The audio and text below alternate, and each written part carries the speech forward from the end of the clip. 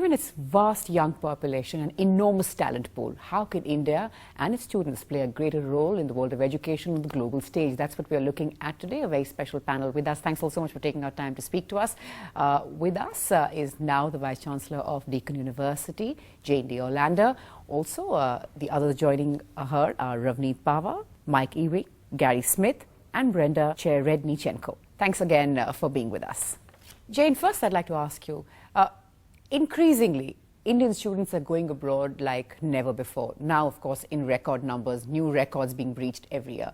What do you believe are the key boxes that Indian students are ticking for international universities and vice versa? Good question.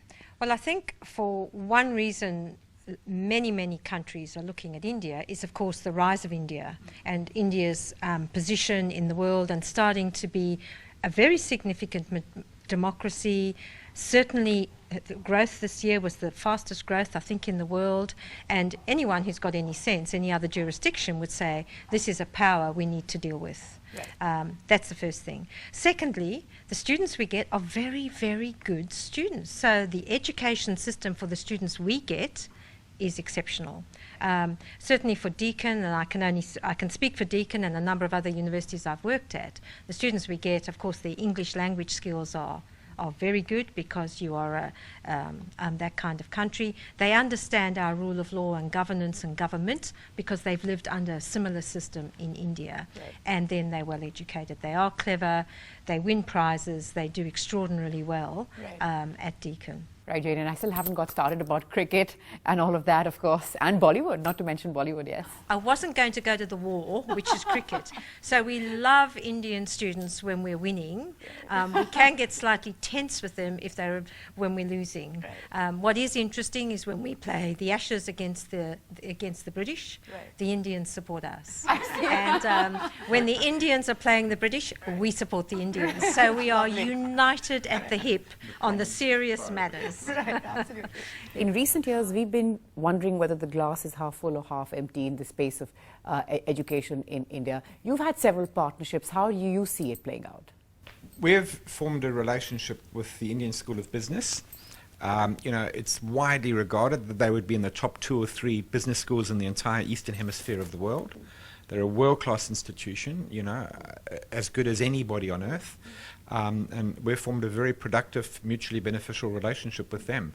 So we see that relationship as the focal point for Deakin Business School's interaction with Indian students and academics in terms of a genuine two-way partnership. It's not a transactional thing where we're trying to recruit students. Right. It's a genuine two-way partnership. Right. And that relationship's been in place for over a year now and is working really well for us. Right. Gary, it's the focus on research that, for me personally, when I sort of look at universities abroad and I see the point that Mike made earlier, just look at the top researchers, or look at their contribution, and many of them are going to be Indian in very different spheres. We back home often struggle with getting the right balance, and why haven't we focused on research? What more do we need to do? And there's a lot of talk, but many in India would say very little action when you sort of look at research and the possibilities around it. What would you say that a country like India needs to do to start working on that? Well, from our perspective in Australia, there is fantastic research taking place in India, and some of our great research partners in India are highly valuable partners to us because they've got a deep research culture and active industry engagement associated with that research. So there is a lot going on. I think India obviously has a trouble holding the best because the best have a global market position. Right. You produce talent that is so good, they can go anywhere. So then the problem for the Indian government and authorities is how to hold the best in India. Right. And that's the challenge. The one thing every nation wants is you want your people to go away, look at the world, see a different way, and then come back and apply that in country. And you think of how some countries do that very well. Right. So Indians going to the Ivy League of the United States, to the top universities, universities in the UK and in Europe is no bad thing. What you want to do is, what is the attractor to say, now come home and give back? I think many people always think of home as the place they had their formative years often, and they do come home. You think of how fast the economic growth of India, probably the time is now right for them to say, well, let's go and get the best of the best and bring them home, or at least getting them coming home to make a contribution. Brenda, the other big thing that we're looking at in this day and age is, of course, increasing student mobility, sending students from one part of the world to the other and getting their students to experience different countries. How key is that? How important is that, and how does that sort of help shape the modern student? Well, first of all, I'd say it's extremely important for Deakin students to, picking up on Jane's point, to get a global view of the world and to have an experience outside their own home and their own home environment. Australian students don't often leave home to go to university in great numbers, so having that global experience is critical. For Indian students, I would argue it's exactly the same. Again, going back to that point about going out, learning from others, you know, gathering the best knowledge and experience you can and making it a part of your graduation experience or your educational experience. That's how you actually challenge the environment you're in and continue to use that questioning and challenging that you develop as a university student to drive innovation and change and improvement in your own environment when you come back. Right. And that's, of course, Ravneet, how it also sort of plays in as far as an Indian student is concerned, because we know that they're not really out of their comfort zone for the longest time. They stay at home for longer years, and mum really usually does it all. So when they sort of move out, it is quite a culture shock. Absolutely. And I think you know, I think more and more you meet students that you can really tell that have been traveling, that have been connecting with the world, come back with a completely different perspective. And I think that's really important for the younger generation to be globally connected. You know, I also wanted to pick up the point on research. One of the things that is happening in India now, you see, is the Gyan program that the government has just introduced. And those are like small steps forward. But I think we've got a long way to go, you know, to create the culture of actually research creativity in our universities. You know, you talk to the best of the institution, you go to, you know, any top university or institution in India, the hunger seems to be lacking at an academic level and at a student level.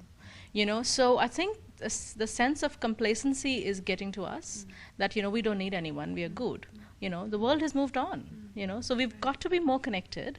We've got to think about excellence in the world, and I think that's where India's challenge is, to be more open and to be able to see where do we see the best. And I think bringing people back is absolutely important, and institutions like ISB are starting to do that. So they're attracting the, you know, the best of the talent outside, giving them a conducive environment, space, and the mobility to move between the worlds, you know, like you don't, if you're in India, you're not just in India. So I think that's really important. Yeah. Taking from where you left off, Mike, you know, you ask a room full of the more privileged students who've had the best education in India, how many of them want to get into academics? How many of them want to teach? And I can bet that nobody will raise their hands, or one or two at best. So we are in that situation. This generation doesn't want to get into teaching. We're wondering, we already have, you know, a serious lack of teachers, quality teachers, trained teachers. So from where we are and where we want to be, or where we ought to be, where we believe we ought to be, how does one sort of leverage this? What are the kind of key government interventions or policies that we now need? In terms of developing more Yes. academics. Yeah, look, I think that's a global phenomena. That's not an Indian phenomena. I mean, if you asked a class of undergraduates at Deakin, do any of you want to become business school professors? I would almost hope none would say yes. You would be worried if they did. So I think, is that worrying? No, it's not worrying. It's not worrying. But you've got to have the pathways through the higher degree research programs. So through the honours programs, the master's programs, into the PhD programs. So maybe by the end of the honours degree, a few are starting to think about a career in research. By the master's degree, more are thinking. By the time they get into the PhD, they're starting to become committed to a career in research. So that's not a concern in and of itself. You know, I think, back to Ravneet's point though, the government policies need to focus on rewards and incentives to promote research at Indian universities, because there's no question you've got the brains, you've got the facilities, it just seems that the policies and the incentives are not entirely aligned. Right. So research doesn't appear to be valued to the same extent as it is in other parts of the world. Right. But the intellectual horsepower is there. It's the policies. And, you know, the other reality, we live in a global labor market, and salaries for top researchers are determined in US dollars Right. around the world. Right. So there's going to have to be some Sort of- structural adjustment Right. to the packages if you want to try and bring people back from, Right. you know, other parts of the world. Right. Gary, you know, in the other big debate that we've been having in India is employment the ultimate goal of an education?